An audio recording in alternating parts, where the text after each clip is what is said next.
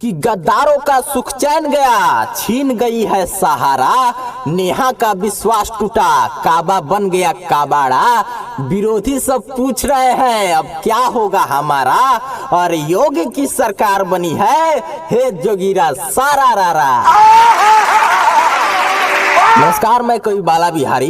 विपक्षियों में बहुत शोक का लहर है। एक तो चुनाव हारने का गम और दूसरा होली का त्योहार, दोनों साथ साथ कैसे मनाएं ये उनके लिए बहुत मुश्किल है। वो नेता जो अपने स्वार्थ के लिए जनता को भ्रमित कर रहे थे, लेकिन वो जनता को गुमराह करने में कामयाब नहीं हो पाए, उनका कोई दाव काम नहीं आया और चुनाव हार गए, वो तो गमगीन है ही। उनके साथ जो उनके समर्थक थे वो भी अब की बार होली नहीं मना पा रहे हैं। उन्हीं समर्थकों में से एक सबसे बड़ी समर्थक थी नेहा सिंह राठौड़, जो राजनीति में आने का ख्वाब देख रही थी आबा काबा करके, लेकिन अब अपने टूटे हुए उम्मीदों को संजोने में लगी हैं और पता नहीं कहां लापता हो गई हैं। और हमें खबर मिली है कि चुनाव हारने का जितना दुख अखिलेश यादव को नहीं है, उससे कई गुना ज्यादा दुख तो नेहा सिंह राठौड़ को हुआ है। और इसी दुख के बौखलाहट में वो उल्टा पुल्टा टिप्पणी भी कर रही है।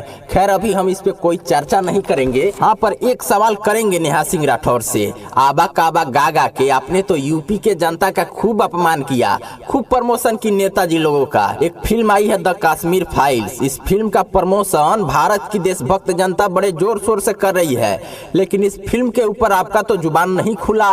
लाखों हिंदू मारे गए थे, कश्मीर में क्रूरता की सारी हदें पार कर दी गई थी। तो क्या जब आप खुद को लोक गायिका बताती हैं, तो इस फिल्म के ऊपर एक छोटा सा गीत भी नहीं लिख सकती थी आप? अरे नहीं लिख सकती ना आप। अगर आप लिख देंगी तो देशद्रोहियों से आपका जो रिश्ता जुड़ा हुआ है वो टूट जाएगा ना। गद्दारों की टोली से आप बाहर कर दी जाएंगी। इसलिए कश्मीरी पंडितों के दुख दर्द पर आप नहीं बोल सकती हैं। और सबका निचोड़ यही कहूंगा मैं कि समय बदल गया है, अब वो वक्त बीत गया जब कोई भी आबा काबा आकर हमारे देश के विरुद्ध बोलकर हमारे भारत माँ को गाली देकर गद्दारों का लीडर बन जाता था और फेमस हो जाता था। वो समय अब बीत गया है। अब इस देश की जनता उसी को प्यार करेगी, उसी को सम्मान देगी, उसी के भावनाओं का कद्र करेगी, जो भारत के खोए हुए गौरव को पुनः प्रतिष्ठापित करने का कार्य करेगा, जो देश के साथ कदम से कदम मिलाकर चलेगा, जो माँ भारती का सम्मान करेगा, जनता भी उसी का सम्मान करेगी।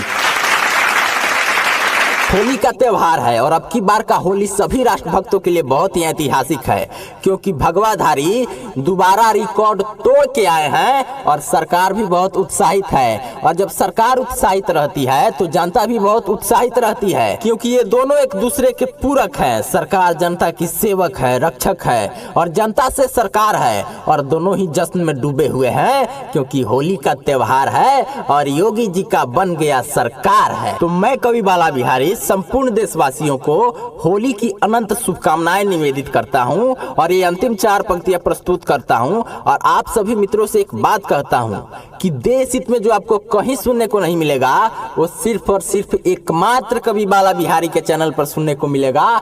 तो बिना देर किए हमारे चैनल को तुरंत सब्सक्राइब कर लीजिए और इस वीडियो को आप लोग ज्यादा से ज्यादा शेयर कीजिए, ताकि मेरी बात उन देशद्रोहियों के कानों तक भी पहुंचे जो अभी अपने मानसिकता को नहीं बदल रहे हैं। गौर कीजिए कि जो देशद्रोही हैं उनके चेहरे पर अब नहीं कोई उमंग है, कि जो देशद्रोही हैं उनके चेहरे पर अब नहीं कोई उमंग है। कारण देश से गद्दारी किए, इसलिए फीका चेहरे का रंग है। सच कहूं तो इनके समर्थक भी नहीं अब इनके संग हैं। और आंखें खोल कर देख लो, राष्ट्रभक्तों का साहस कितना प्रचंड है।